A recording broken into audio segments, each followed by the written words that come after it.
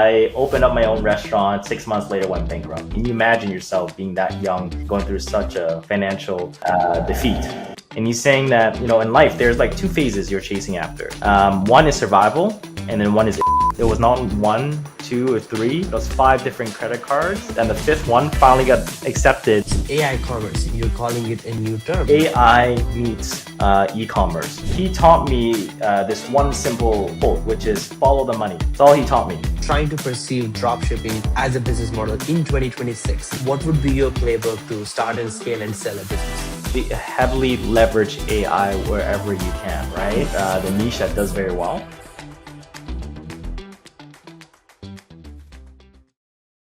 What's going on? What's going on, everybody who's actually listening to this podcast right now? First of all, guys, welcome back to another episode of the Nikhil Sai Show, which is hosted by me, the Nikhil Sai. And guess what's going on today? We're back with another amazing podcast guest. This guest is very interesting because I was actually one of the speakers to the event, and I met him in the private speaker ballroom, and we just had a fun chat. And his energy really lit up, the room's enthusiasm, and it was really interesting to find these platforms and quite understand the Southeast Asian market is also so big. Trust me, this event was with 3,000 people in one place. It's crazy. Kudos to the team who actually ran the whole event. And I actually met amazing entrepreneurs, and one of them was this guest today on our show. And his name is Jaiden, and Jaiden Wu. He's originally from Canada, Vietnamese as a personal background, and currently in Ho Chi Minh. And he's a serial entrepreneur, done over $50 million online, had intensive background, been with Russell Brunson in his inner circle and other programs, e-commerce, and he actually sold 4 businesses.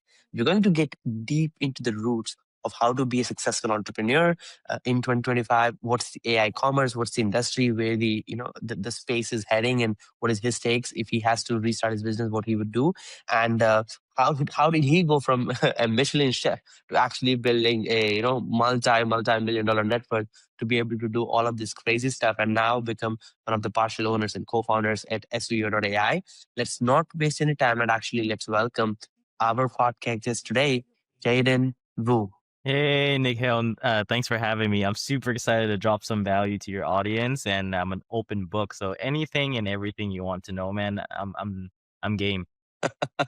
Absolutely, brother. I mean, see, I had a very fascination, when I heard your story of your journey and whatnot when you were speaking on stage. But for the viewers who don't know you yet, right? Give us a rough rundown of your story. Tell us a quick 5-minute version about your backstory on how did you go from this Michelin chef to actually building online businesses to where you are today. Yeah, 5 minute. Okay. Usually I do a 1 minute version. Let's see. Let's aim for 2 minutes. You can So I you can would do say, it. for me, I think I learned at this a very young age, from one of my old mentors. And he was not actually in marketing. He was actually my chef. And that's where kind of my ex-Michelin chef background came in. But he taught me something at a very young age, like 17 years old. And he's saying that, in life, there's two phases you're chasing after. One is survival, and then one is impact, right? And that's for a lot of people. In the very beginning, you're just trying to make a name for yourself. You're just trying to be able to pay bills. You're just trying to be able to get along with your career. And once you get to that point, now it's not about making a lot of money. And I'm sure you can, relate to that there.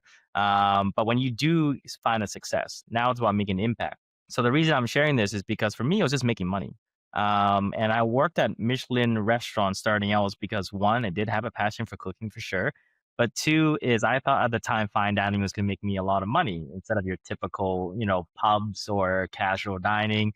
So I thought if you were at the epitome, the Michelin level of cooking, you would make more money. So here's my quick timeline. At 16 years old, I fell in love with cooking, had a chance to go over to Europe.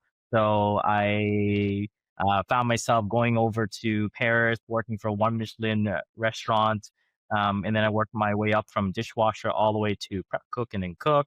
And I just pretty much spent the next 5 years all around Europe, from Paris to Rome, Venice, Sicily, what else? Verona, etc. Working my way up from 1 star to 3 star. And I was like, you know what? I had an epiphany. I'm working with some of the best chefs in the world that, if people listening to this, they have some kind of knowledge with cooking. Some of the names that I did work with, people probably know because they're very big. Mm, So I thought that learning on all these amazing chefs, all these skills I've acquired, I would take it back to Canada, open my own mm, restaurant. That was a mistake. And that was a mistake because I opened up my own restaurant. 6 months later, went bankrupt. Yeah. mm, So here I am, 21-year-old, bankrupt because I made some bad decisions, bad business partner. And that was my first lesson in understanding how to choose the right co-founder, right business partner. It was a hard lesson, especially at 21. Like, can you imagine yourself being that young, going through such a financial yeah. defeat, devastation? So that's how it led me to getting out of the F&B, out of the whole chef world, to finding something that can make me quick money. So going back Mm, to that first phase, survival. So I found myself trying to find all different ways to make money. I landed a great opportunity in New York. So I left Canada, I went to New York, where I spent the next 10 years. And the first job I got was actually just in investment banking, but I didn't start out as a broker. I started out as like one of those coffee boys and stuff like that. Right. uh, So worked my way up, and then it finally gave me a desk, and I started trading, and that allowed me to get into learning the skills of sales, marketing, persuading people, especially cold calling and dealing with people over the phone that you've never met. And I did very well, paid off most of my debt, thank God. Now I'm not as bankrupt as anymore. And then I took those skills because I got really tired of what I'm doing. And then I'm sure a lot of us has done this in the moment. I'm sure you've done this as well there, Nick, which is you Google how to make money. And how to make money. And then as soon as I Googled that, drop shipping, this term drop shipping popped up. And I had mm, no idea what drop shipping was, but I was just like, you know what? I'm not in a tough position anymore. I don't think I'll go back to being a chef or F&B, because I don't want to have to be reminded that, that horrible experience I went through. So I was like, you know what? I'm in a good position. I don't have much to lose. I like learning new skills. Let's try drop shipping. And ever since that moment, it wasn't an easy journey, but was probably one of the best experiences. I stuck with it for the next 7 years, and eventually started one drop shipping store, which led to the second one, to the third one, to the fourth one. And eventually I opened up a coaching business teaching people how to do that. And that's how it led me to being a serial entrepreneur and co-founding SVO.ai, where it's AI and e-commerce slash dropshipping now. So that's kind of like a parallel storyline there of how I got to where I am today. interesting, interesting. I mean, this was when did you start drop shipping? I know like drop shipping was like the hot cake in like 2018, 2016 times. Like when was the exact year you actually got into drop shipping? Oh, so if we did 10 years ago, so 2015, very early. Yes, so you're early. Okay, makes a lot of sense. See, like drop shipping, I think like it's probably one of the toughest business models to run, right? And when I was at your event, like Solution Summit, I heard this word like AI commerce, right? Yeah. And it's not e-commerce, AI commerce. You're calling it a new term. I'm curious, how would you define like how do you see drop shipping in 2025 and beyond as somebody who has generated $50 million online and now you're building this AI commerce platform? What's in your mind? What is this term to an average user who's actually online and listening to this podcast? Yeah, but the first answer I gave is a funny one, which is you can get the replay for my event and watch my 1 hour speech of what I went over in SVO. So I would say that's my funny answer. Um, but for those that don't understand what AI commerce is, and this is the first time you're listening to it, and you're like, I have no idea what this term even means. It's kind of like just AI meets e-commerce.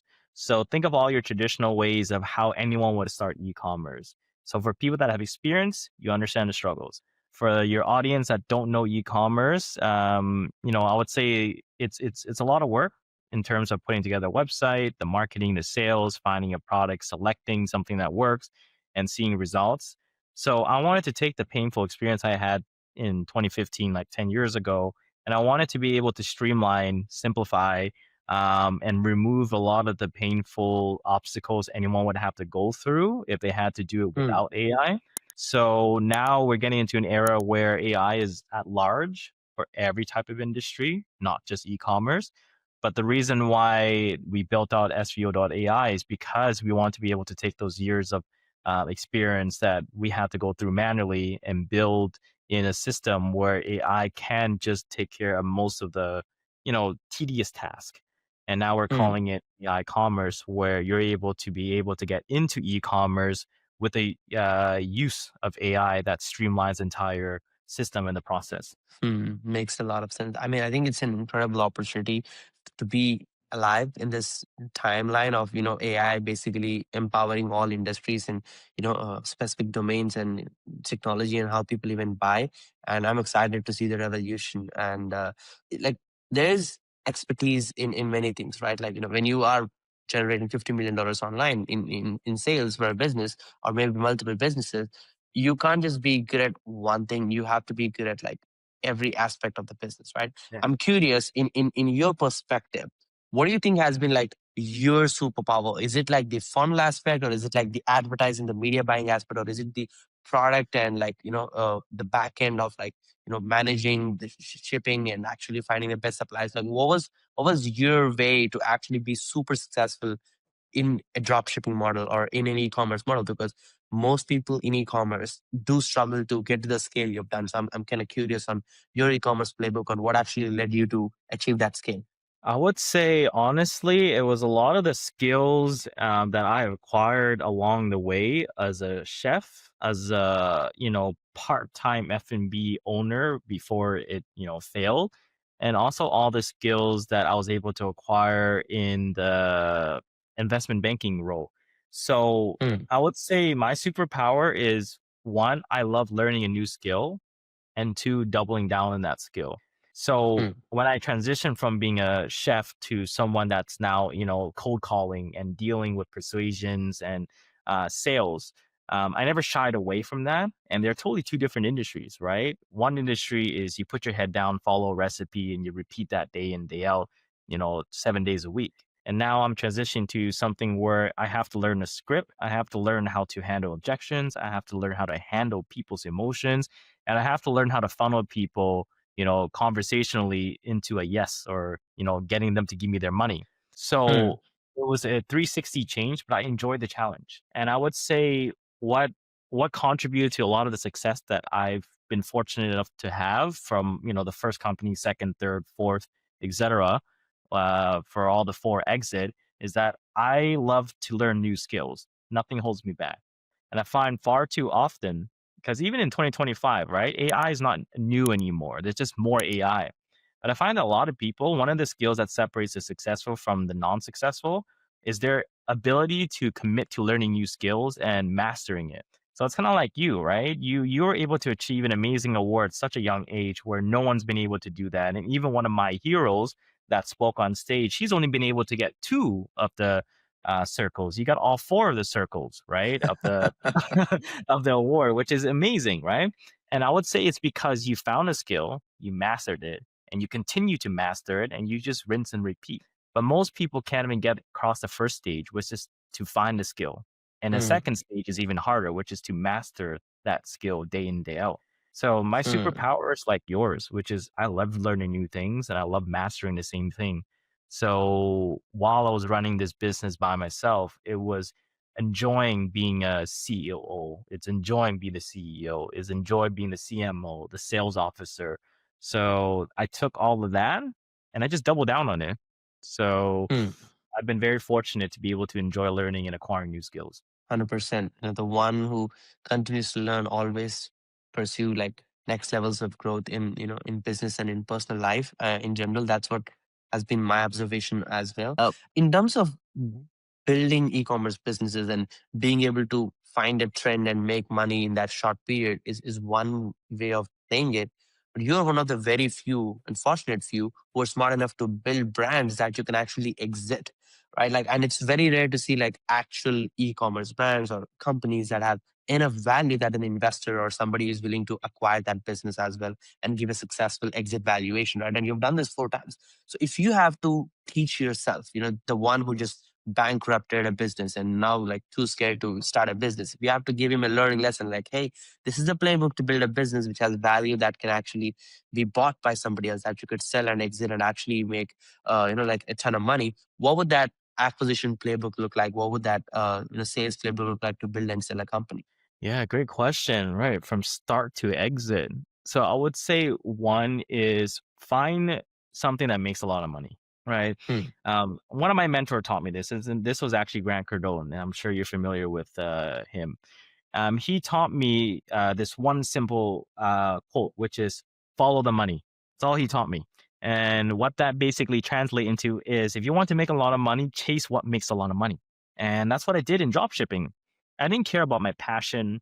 I didn't care about what looked cool. I didn't care about what was pretty. I cared about what was making a lot of money. You know, it could be like fidget spinners. It can be like dinosaur toys, or it can be like, baby toys. It didn't matter what I sold, but what I mm, did sell made money. So I would say the first step is find something that makes a lot of money. Two is focus on human psychology. Okay. mm, And what I mean by that is if you understand why people do what they do, why they don't do things what they do, why they avoid certain things, why they accept certain things, and just the human wiring, you'll be able to sell anything and everything. You can sell lemonade to a lemonade guy, right? It's because humans are very, very simple people, but mm, we as humans make it very complicated. mm, Um, so I took a lot of time reading books and understanding human psychology, human persuasion, the mind of a man, the mind of a woman. And this was actually partly thanks to Russell Brunson, is that the more time I took to understand what makes people say yes and no, it allowed me to be able to take that, put it into my copywriting, put it into my marketing, put it into the way I sell my script, my funnel, my VSL, whatever it is I put together to showcase to the public. I took all of that from a psychological perspective. I'm not saying hooky, trendy things. I'm not saying things that hook people. I'm saying things that I know psychologically will make people go like, ah, I don't know why I'm stopping and reading this, but I am, and this is fun to read. Right. So I would say the second step is understand human psychology. Third is learn how to leverage human capital. So what I mm, mean by leverage human capital is there's a saying: if you want to go fast, you go alone. If you want to go far, you go together. So I feel like we all start as solopreneurs, solo founders, or maybe it's just one or two or three people, co-founder plus whatever. At some point, we need to be able to teach ourselves how to leverage human capital, right? So you may mm, be good at these things, but some of the things you're not good at, you want to leverage that out, outsource that out, hire someone to do it. So that way you can grow. Because in order to get a great valuation, in order to be attractive to anyone that's willing to invest or buy you out, you have to make it look like you are not the business, that a business is a business. And that leads me to the fourth thing. In order for you to go from start to exit, it has to be treated as a business where you can take a step away and it still runs on its own, right? mm, Business that needs you to operate all the time, we call this a key man business, meaning you are the only reason this functions. As soon as you remove yourself out, the same way you remove a heart out of a human, it stops, right? yeah. That is Mm, not a business. It is a human machine. So in order to exit, you have to be able to go back to the third step, which is human capital, right? You want to be able to have such a well-oiled machine where you as a founder don't have to be a CEO that works in the business. You work on the business. But if you took a break, a vacation for 3 to 5 months, you still make the same money whether or not you work in the company. And that's what makes a business attractable to have a good valuation in preparation for an exit. makes sense. Wow, quite an interesting playbook on how we actually lay down building a valuable company that doesn't have key man risk and which is sellable. Now, e-commerce is as an industry has been very volatile in terms of like acquisitions. Like the trendy products. Early on, like the stores could actually be sold at a much higher multiple, and like at the same time, like some people just put insane valuation looking at the revenue numbers. So, you, I'm curious, what multiple are you aiming to when you are looking to sell a business? Like if you are aiming for a multiple, what actually increases it? Is it the industry or the product or the cost of acquisition? Like I'm curious on like what actually helps you as a founder to conclude saying, okay, this is the actual value of my business. This is the number I'm willing to. It's personal, but I'm curious from an industry standpoint, as an e-commerce business, where do you think it's a fair valuation for you to exit? Yeah, to be honest, because there's so many different standards across the board and it only grows and grows. So I'm just gonna say a bare standard, right? So if you are an e-commerce founder and you wanted to exit, if you're offered at least a 2-to-1, meaning that your current EBITDA, and for anyone that doesn't know what EBITDA stands for, listening to this, it pretty much just stands for earnings before interest, tax, and depreciation. So it's just a fancy word for what are your net margins after all the overhead and the bills and the marketing and labor, right? So that's your net Mm-hmm. profit. So if you're able to have an EBITDA of 2 times, that's a safe benchmark. Okay, that's Mm. worth having a conversation. Do you want to exit at 2 to 1? That's up to you. How badly do you need to exit? How tired are you of the business? How strapped you are for cash? A good mark where it really gives you a good indication or evaluation of your business is you want to aim for 1 to 5. So that means whatever Mm. your net profits are after, all expenses and EBITDA, and you get 1 to 5, that's a good mark. I've been lucky enough to exit 1 to 12. Jeez, Yeah. you sold some magical rabbits, buddy. That's pretty cool. That's interesting to see.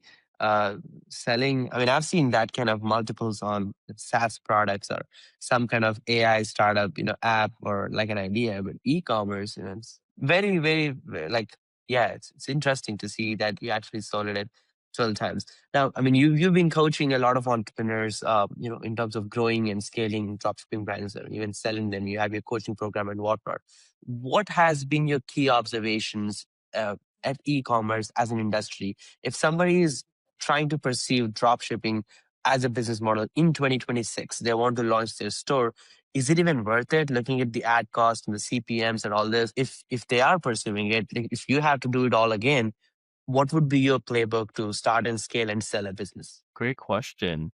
If I were to start again, or for anyone that will want to start dropshipping in 2026, knowing what I know today, is one, and it goes back to why I'm building out SVO.ai, but heavily leverage AI wherever you can, right? And let's just say, you don't know much about AI. Well, the first thing you can start is just ChatGPT. And the easiest prompt that you can ask is, what are some of the best AI tools to help me with marketing? What are some of the best AI tools to help me with copywriting? What are some of the best websites to select dropshipping products? What are some of the Mm. best niches in 2026? So I would say that's the first thing, just being able to use AI to kind of give you a leeway, because rather than you spending your time doing market research by, manual work, you can just have ChatGPT do that for you. So that's what I'll do. Two is I'll focus more on the niche that does very well.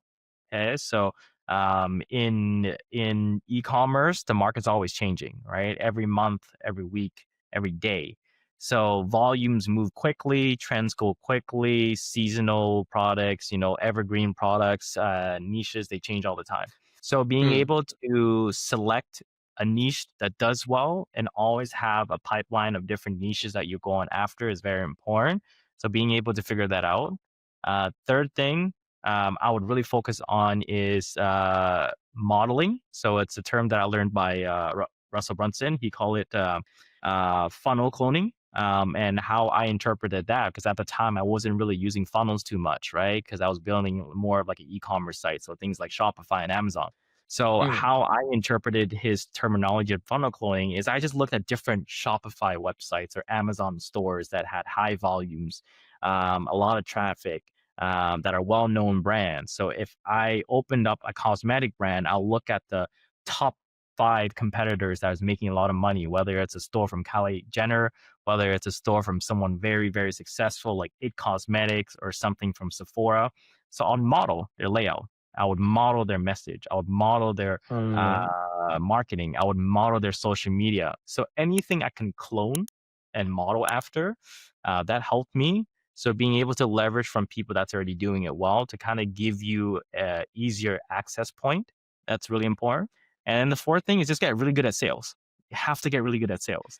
Whether you use an AI sales bot, whether you're already good at sales, but the one thing that people shy away from is being good at sales.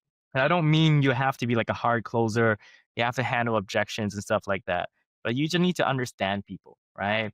Understand what people's problems are, how this actually solves, how immediate people want to solve this problem, how far along their journey is in order for them to get the product, right? So being able to at least commit to learning the sales cycle, the sales process will make all the difference. And you don't have to have 100 closes in your head. You don't have to have 50 different objection handlers in your head or all these fancy techniques of how to get someone to say yes. But just understanding the whole cycle is really important. Mm. And the last thing I would say is if you wanted to start a drop shipping business in 2026, is I would just learn from someone, right? And when I say from learn someone, you don't have to pay someone if you don't like. I always recommend you should pay for someone so that way you can, you can squeeze the gap between where you are and the success you want by paying someone that is successful, right? Because I'm sure there, Nick, you paid hundreds and thousands of dollars for Yeah. mentors, and me too, right? So, but let's just say an average person listening to the show don't have the kind of financial resources to invest into someone. Then what you can do is you can just listen to podcasts like this.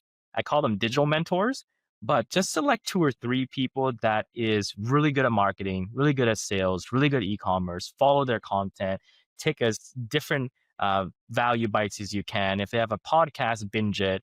If they don't have a podcast, if they have social media, listen to every single reel or listen to every description and read whatever you can. But always being Mm. educate yourself with people that you would rather trade places with. So I would say that would be my Yeah. playbook. Oh, I love that. I love that. Like you've simplified, how to actually like start a business. I mean, I think the principles you've shared, they're not just limited to like drop shipping or e-commerce, in my opinion. Like the same principles could like go into any business in general, which I really do appreciate you sharing that. Now, you tapped into a very interesting concept, which is my next question, which is uh investing in self. I know there's like a lot of cliche about like these courses and coaching and mentorship and mastermind, and there is always this positive, negative talk around this. But I know people who are at the top, we always value it, and we have seen the goods and bads, the both sides.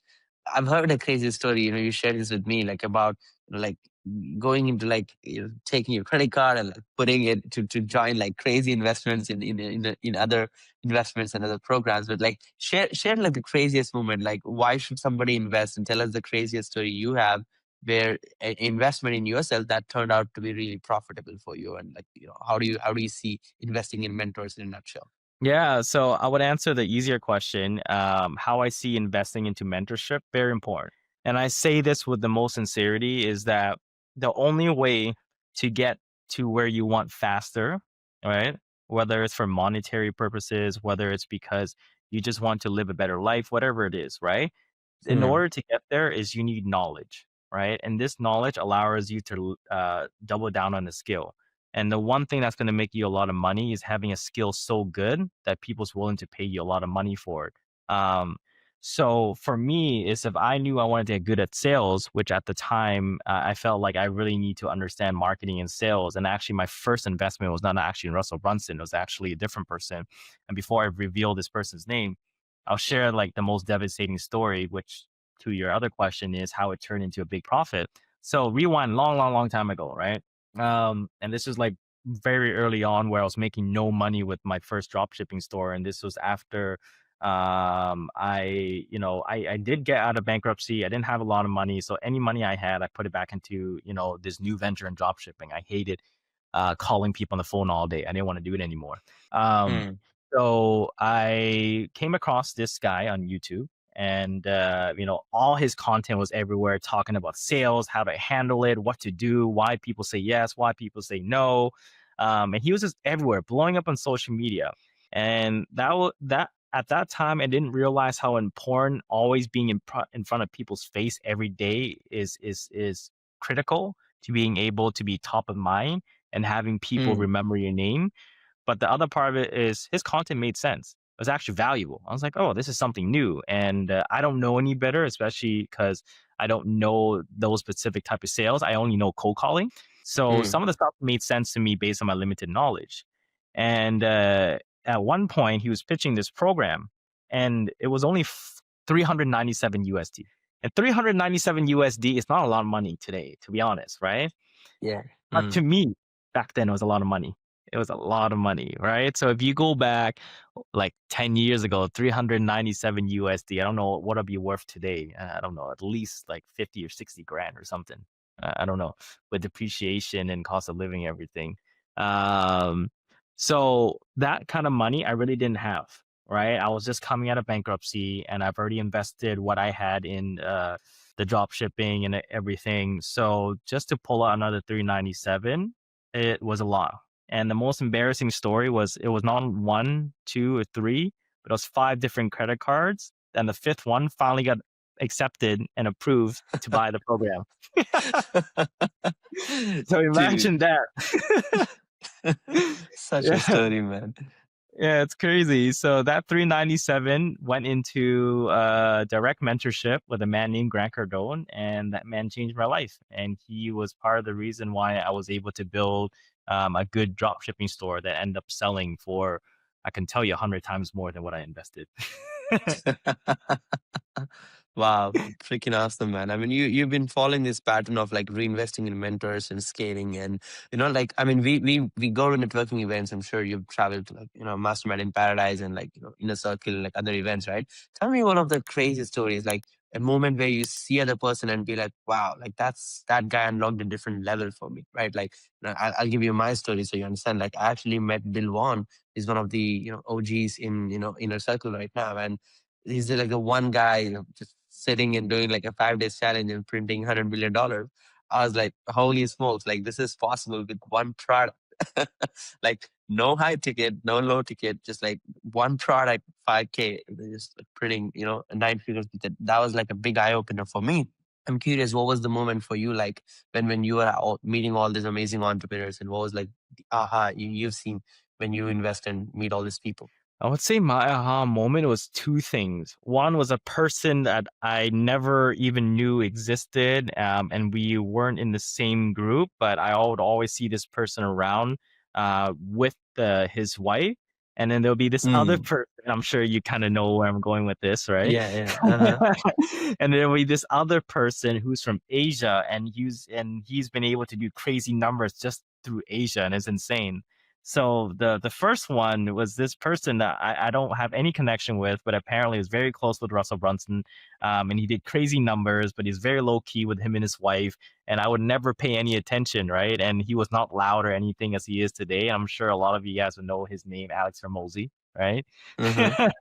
So I've seen him, right, before he was Alex Hermosi, but I paid no attention because he was very low key, right? He's not as loud as he was is today. So that was eye opening, was because at the time he was part of what Russell calls the Atlas Club, right? Mm. So Atlas is like the highest tier possible. I don't know what they were charging for that at the time, but now it's like 300,000 per year just to be part of the Yeah. club, right? Yeah. It's insane. Imagine you paying someone 300,000 USD a year just to, visit Just to be in the what two or community. three times. Yeah. Right? It's crazy. But for people at that level, that's nothing. Makes That's like total a sense. tax Yeah. write-off, right? Yeah. The tax Mm. write-off. So I didn't meet that gentleman, but I see him, and I didn't mind him at all. So that was eye-opening to be able to know that him and his wife at the time was just doing crazy numbers, just launching gyms, because he's doing something different at the time, right? Mm. Then the second eye-opening thing was my hero, and the first time I got to meet my hero was actually this at this event, and it's crazy because I got to share the same stage as my hero. And one of the things that made me really, what's the word for when it's like starstruck but not starstruck? So I can't think of anything but starstruck, was when I finished the Mm. stage, sitting right there in the front row. I walked down. I was so tired. I was ready to just pass out because it was a 1 hour speech, and it was a lot I was thinking and doing. And I walked off the stage. He went up to me and shook my hand and he said, "Bro, that was a great speech." And I looked up to this man like since 5 years ago when I first heard of his name and saw him in the room, and he was doing crazy numbers, and he was the very first few to win the 2CCX, which is for anyone that does $10 million, right? And he did it Mm. through Asia alone, and his name is Peng Jun. And Yeah. when I sorry, go ahead. Yeah.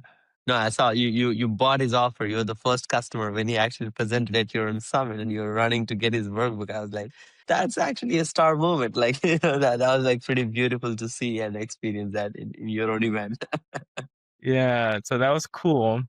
But yeah, so when I saw him, because he's from Malaysia and he was able to pull the crazy numbers he can just in Asia alone, building his company, I was like, if he can do it, then I can do it because I was lucky enough to be born in Canada and given the power to be able to market in the US where some other people don't. And if someone in Asia can just do it in Asia alone, where the spending power is less and the marketing is a lot harder than it is in America and Canada, then I believe I can do something similar, if not better. So that Yeah. empowered me to just keep building. 100%. I mean, Peng Joon is such an inspiration. Like that was the guy I used to learn Facebook ads from, from his free YouTube university back in the day. So, I actually met Peng Joon in High Level Summit when I was speaking, and we had like a really fun chat. And then we met in Fun Laughing Live, and then your event, fortunately. So, a pretty amazing guy, and he's just like Hermosi, like what you said, like very low key, doesn't talk much, just like hides in the corner, like doesn't like to make a lot of noise. It's insane, how you see like these heavy hitters. And now let's go into like a different style of questions. And I would love to know, other than SVO.ai, what are the tools are you using on a daily basis to run your business, your personal productivity, clients, project coaching? Like give us like the tool stack that you actually can't live without. I'll say the first tool stack I have is human capital, right? I have a team of people. But at least for what I'm doing on my end, because I am overseeing a lot of different people, I would Mm, say my best friend is Asana. So I handle a lot of different projects, and so does my team. So being able to kind of be organized and understand what projects are priority, what tasks needs to be labeled out, why are we behind certain things, so that way everyone's organized. So I don't have to constantly chase everyone down for certain things. That's all updated mm, automatically. So Asana is really important. Um, I moved from Slack to WhatsApp groups, and I don't know. WhatsApp has been really good. I really enjoy WhatsApp more than Slack, to be honest. I don't know what it is. yeah, yeah. All right. So I would say WhatsApp. Third thing is ChatGPT 5. That's been amazing. I don't think I will switch my main AI tool anytime soon. I've tried other things like, Gemini and any other LLMs. I just feel like ChatGPT is always the one I refer back to just because it's so easy to use and the user experience is very friendly. Mm, Um, Four is Write Sonic. So Write Sonic is an AI tool that I really like to use. It helps me with direct response copywriting, where I take what's already working, I plug it into writesonic.ai, and it spits out something close to it, but in a different theme, in a different objective, and a different call to action. So that's been very mm, helpful for me because I do shoot a lot of different content. I do a lot of different webinars. And I like to be in charge of my own webinars just because it keeps me alive. So I actually reduce the amount of work my team has to do when it comes to webinars because I just love it. So I do my own slides. Yeah, I do my own slides. I do my own script, and I do the entire copywriting for the funnel. mm, So I like to switch up the copywriting, which Write Sonic is very helpful for me. And I would say the last tool stack that I really love to use is Notion. So Notion. Notion's really helpful for me. Just being able to update my marketing team. So I like to split that from Asana, just because Asana is more just like one-liner projects and stuff like that. Notion for me is like very detailed graphics, assets, ads, anything I need. So that way my marketing team knows that anything that I need in detail, they go straight to Notion. But in terms of just keeping up to date of this campaign, this webinar, this workshop, they go to Asana. Yeah, 100%. I mean, like the marketing ops does need like a very visual representation. And I have one of my buddies who actually call Notion his second brain. Doesn't matter what he's doing, he just is always typing in Notion, whatever he's observing, and everything is structured according to dates and all the hours, where he's spending and everything is noted there. Now, I know you're in a different lifestyle right now. You went from like being this New Yorker to actually now in Vietnam. So like give us like your daily routine right now. Like how does that look like? When are you waking up? What's your day look like? Give us like an average business work day. Like what does that look like? Yeah, recently, like even in before the event, I think it's been similarly the same. So my work day right now is I wake up around 7 a.m. I meditate so I actually airplane my phone, sorry, for the first hour I wake up. So I wouldn't turn it on until like 8 a.m. And I call this my golden hour routine. And some people are against it, some people are all for it. I'm all for it because I really love morning routine. I know Alex Ramosi, which I listen to a lot of his podcasts and I look up to. He's like, screw it, just go wake up and do your work, right? Yeah. So there's people like that who like they're against it, and I don't judge, right? So for me, is I like to have a good morning. So for the first Mm, hour, I wake up, meditate 15 minutes. I stretch because I do work out quite often. So stretching in the morning is very important to me. And then I take a quick cold shower, and this just helps me raise my dopamine and wakes me up. I'm a huge dopamine guy, so anything I can do to spike my dopamine, it just gives me a better start on my morning. And then I read. And what I've been reading is the book that I bought from Peng Joon. So I've been reading his Timeless Ad book. I think I've nice. spent, yeah, I think I spent about 4 hours reading it so far, and I'm learning a lot, and I love it. It's really cool, different ad styles, especially back from the 1920s and 30s. Mm, And then that will be my first hour, and then after that, I turn on my phone, check what's priority. So my phone has focus mode, so it'll only show me notifications that are very important. So it's like from my C level, from my managers, but anything below that, it won't pop up on my phone just because of the focus mode that I put on. And mm, then get coffee, call my business partner, one of the co-founders, to make sure everything's okay. And around 8:30, I start heading to the office. And then from 9 to 7, I'm from the office doing everything I can. And then 7 o'clock is my time playing pickleball. So I don't know if you know what pickleball is, but I'm a huge pickleball guy. yeah. Oh wow. You play a lot? Interesting. Yeah, So, I've been playing for so you three guys have a years. physical office in Vietnam right now? Yeah, we have a physical office. Wow, wow, that's interesting. I thought the AI commerce is an AI platform, a digital company where you got like a nice office there. Okay, pretty cool. And so you're still like, I think it's almost like 10:30 p.m. for you or 10 p.m. and you're still working. So what happens after 7 p.m. after your pickleball? You do podcasting? Is that what you do? No, I think podcasts are more like I scheduled them because of the timing. I was actually hoping the timings would be like 4 o'clock, 5 o'clock Vietnam time, but I guess based on your schedule, it's only evenings or Yeah, early. I'm Pacific man, because I travel a lot too. So like, I tried switching my schedules according to where I am, but then I go crazy. I just stick to Pacific regardless of where I'm traveling to and which country I'm in. Like, doesn't matter if I'm in Africa or Europe or Costa Rica or like all the way in Bali. I'll just stick to like one time zone. Like Pacific is my time zone. So okay, that's pretty cool. Now I would like you to go back if you have a chance to talk to the 20-year-old yourself and you can give him one business advice, what would that be? If I could go back and talk to the 20-year-old Jaden 12, what would I say to him? Oh, there's so many, man. I feel like I can write like 100 chapters of what to do and Read what a not. book and be like, don't be a dummy, Jaden. Yeah. Like, don't invest in Bitcoin, starting with that and then just going Yeah, all over yeah. Buy Bitcoin, buy Solana, buy Dogecoin, buy Ethereum. Ethereum. Yeah. Okay, that'll 100%. be the first thing. Buy GameStop. Hold on to GameStop. You know Buy the stock. Nvidia. Yeah, it's Right? crazy. Buy Tesla. What would I say? So, jokes apart, like, what would be the one suggestion you would give yourself? Be in rooms of people that are 10 times smarter and making more money than you. Mm, One of my that's a favorite powerful quotes, one. yeah, one of my favorite quotes by Warren Buffett is, if you're the smartest person in the room, you're in the wrong room. Yeah. You always want to be learning. You never want to be the one that's sharing.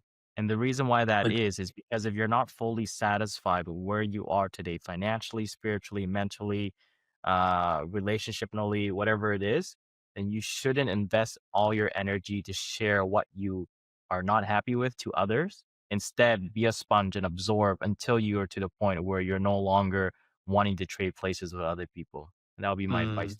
Oh, I love it. I think that's really, really powerful. I think being in network with other entrepreneurs who are way ahead of you can really show it's possible, and they're just regular human beings like you. And it's just like you said, like penguin just shaking your hand, after you speaking, like that just opens up a different level of, like personality in you. And now you are like, at a different stage in your life, and things you could do after that are just like next level overall. Uh, I'm curious, if you have to point to the biggest mistake that you've done in your business career, what would that be? Getting in bed with the wrong person. I would Mm, say that would be the biggest mistake. I don't mean in terms romantically. I mean in business. So like I mentioned earlier, right? I came back to Canada. I wanted to take all my expertise throughout Europe because I became very successful at a very young age as a chef in all these fancy and best restaurants around the world. That's won multiple awards every year for being best restaurant. I wanted to take that, open up my own restaurant, and I did that partly because I thought I had the right partner, and we had an understanding that he was more of the business side, I was more of the chef side, the menu creation, the food knowledge, and everything, and running a brigade. And he was more of the operational and everything else that I do not know anything about. So I took a chance on myself and him, and it turned out to be the worst mistake of my life because he was partly the reason why I went bankrupt and had to file for bankruptcy. So I would say that would be the biggest mistake, but it's also looking back, it was one of the best mistakes that's happened because it allowed me to take those lessons, improve, and understand what makes people great, what makes a great co-founder, how you structure a deal with a co-founder, and how you select them, right? And one of the best things I realized is that I should never find a co-founder that has the same skills as me or the same strengths. I should always find co-founders that have strengths and weaknesses that I have, and vice versa. yeah, yeah. I think complementing skills for founders is really important. The business has to. Otherwise, then you get into like ego mode of like, like both of you have the same stick to hit the snake, but nobody does it because you think the other person is doing it, and it always messes up. That makes a lot of sense. Uh, After an amount of success, right? Like there is this mode where you go into business. I've seen a lot of entrepreneurs get stuck in the situation where the lack of motivation kicks in. Like, okay, how much more my life could change? Like, oh, what kind of bigger mansion will I really crave, or what supercar do I really need, right? And there's this slow poisoning of revenue, stagnation, and no motivation to grow the company and whatnot, right? Like in your situation, what kept you inspired to keep showing up, to keep running businesses, to keep reinvesting, coaching, mentoring, selling businesses, building them, and continue to do this? How did you keep your dopamine in charge? Yeah, I actually have three reasons why that is. Can I share all three reasons? Yeah, yeah, of course. Yeah, go for it. The more So the better. I think this would be very helpful for your audience and anyone listening. So if you find yourself in that stagnation, where you feel like you're losing motivation, where you feel like you're doing something over and over, and you do see some results, but you don't feel as happy or as excited as you were the very first day when you started, I'll share with you three reasons how I've been able to, overcome that. And I just want to state for a Mm, fact, okay, full disclosure, I've dealt with this all the time, right? I made a lot of money, got tired, got competent, got complacent. I ran my second business and I got lazy and I didn't care too much. So I've been through this ups and down, this roller coaster. So mm, reason number one is that I learned from great mentors. Goes back to my earlier advice. What I would tell my younger self is that being in a room with people that's 10 times better than you is from these rooms, I learned that, money gets you started, but money doesn't keep you going. Right.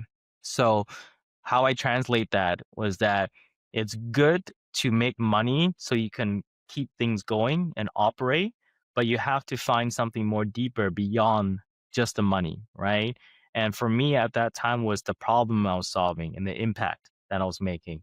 So reason number two is what I learned from a non business mentor, which was my chef at the time, which is what I shared earlier, which is you're always in two phases. One is survival, and then two is impact, right? And most people are always stuck in survival. But when you get to the point where you overcome survival and you make good money and you're financially better off, you're financially free, you get to the point where money doesn't matter anymore. It's more about the impact. What could you do with this money? How can you contribute? How you can help? And I was lucky enough that I understood how I wanted to contribute. And for me at the time was I wanted to add value. And I felt like every business that I built, I added more salary. I helped more families. I helped more people. I solved real customers' problems with my solutions. I wasn't just selling oil to people, and selling like stuff that didn't work. So for me, it was the impact that kept me going, and especially with Mm, coaching, right? Whether it was student number one, student 100, student 1,000, student 10,000, every student was important to me as the first one, not because I was making money off of them, but it was because I was able to take in a new life and they put their trust into me and I want to be able to change their life. And those mm, testimonials mattered a lot to me. And I felt like I was contributing to society. And then the third reason was that I just have a dream so big, I dare to fail. And I learned this in the Stephen Bartlett's podcast, the Diary of a CEO. And I can't remember who he interviewed, but it was something about like bags. So is a terminology BHAG, big, hairy, audacious goals. And that person that Stephen Bartlett was interviewing was sharing something about you want to have a dream so big that you're willing to fail, but you're willing to never give up. And that's what will keep you going. And I do have a yeah. big goal that's so big that I think it will probably take me another 10, 15 years before I can achieve it. And I don't care. I don't care how I get there. I just care more about the journey in order for me to get there. And as long as I enjoy the journey, the destination will come. Yeah, I love it. I mean, beautifully explained, and thank you so much for sharing the three reasons, or I would say the motivations you as a business owner can hold your ethics to keep consistency in business. Because I believe, like, it really it will be stuck with a lot of people who are listening. Because I know many entrepreneurs, once they're at that 30K, 50K, 100K mark, they do try to take the foot off the gas and just try to like enjoy and relax a little bit. But I think it's a good inspiration that you've shared. Now, somebody's tuning in, Jaden, and they're like, wow, like Jaden is such a smart guy. I want to throw my credit card at him. Like, how do they get in touch? Where do they find you? How do they join your coaching or mentorship or maybe connect with you in some shape or form? Yeah, great question. So I would say the good news, I don't know if it's a good news or bad news, but the good news is I have nothing to sell. Okay. I have nothing to sell. It's So actually a even bad news for somebody who wants to learn from you, but okay, keep it coming. Yeah, but the other good news is if you do want to, follow my journey, if you want to kind of connect with me more, you can either find me on Instagram or LinkedIn. Those are the two platforms I communicate with the most. And you can just shoot me a message. I'll be happy to say, hey, I came from Nikhil's show. I heard you on his podcast. I'll make sure my team don't respond to it. And it'll be me responding as if you're gonna shoot me that message. But please don't try to sell me something. It's like, hey Jaden, would you like me to create better videos for you? Or yeah, I hear that you're looking for a copywriter, blah blah blah. If you send me those messages, I'll ignore them entirely. Um, yeah, so it'll be Instagram and LinkedIn, and it's literally just my first and last name, Jaidenvu, on LinkedIn and Instagram. Makes sense. Makes sense. I'll be linking those details in the description as well, guys. So make sure to check out Jaden. And he's a famous guy. So you can easily find him. At least his username, you could just type it out and find him. Now, this was wonderful, Jaden. Thank you so much for jumping on. Any last words for us to conclude the whole show? Yeah. Actually, yeah, okay, I'll share something. I'm a huge quotes guy and I love quotes. And I actually shared this one quote when I was on stage at the same event that we both met each other last week, where I spoke in front of 3,500 people, 3,500. And that quote is vision without execution is hallucination. So everyone has a dream, everyone has a vision, they have a destination they want to go, but the reason why most people don't get to realize or complete that vision or that goal is because they're lacking in execution. And most people rather just skip to the good part. And that's fair. I want to skip to the good part too. I want to go to the high life. I want to go to the best time of my life. But we understand we have to pay our dues. We understand we have to put in the work. And more importantly, we have to get paid. And the only way you get paid is you take action and be consistent with the action. So I'll leave that with your audience is you guys are all capable. It doesn't matter where you're from, whether you're from certain parts of Asia, you're from Canada, America, certain parts of Europe, wherever you're in the world, whatever race, color, age, intelligence, or school you go to, it doesn't matter what you do, who you are. We all have the same ability to make a lot of money. And we should never compare ourselves to someone else. We should only focus on what we can do better and what we can learn from others and how we can master a skill, because the only way you're going to get paid is by learning a skill and getting so good at it, you can apply it to your own business or apply it to someone else that's paying you to do that role very well. So vision without execution is hallucination. And just understand, you have the ability to change your life. It's up to you whether or not you want to make a difference. Yeah, true. I love it. Love it. It's like the dream body is within you. All you have to do is work hard enough to get it out. And I mean, I love the quote you shared. And thank you so much for dropping a bomb before you leave. Guys, hopefully you really enjoyed the podcast so far. And if you did, make sure to share it with other AI entrepreneurs or e-commerce entrepreneurs that you know, because I'm sure they would love it. And on top of it, if you haven't subscribed to our channel, please, please, please do subscribe. And I would love to bring another amazing guest as you do on this show, the Nikhil Sai. And if you would like Jaiden's help, he has nothing to sell you the Hermosi way. Maybe he would just do a book launch someday and, make nine figures. God knows when, who does what. But any which ways, connect with Jaiden and tell him that, you are from the Nikhil Sai Show, and he would show some love and respond to you guys. Hopefully you enjoy the podcast, and I'll be back with another amazing guest. Thank you, Jaiden, for joining us today. Bye-bye. Bye.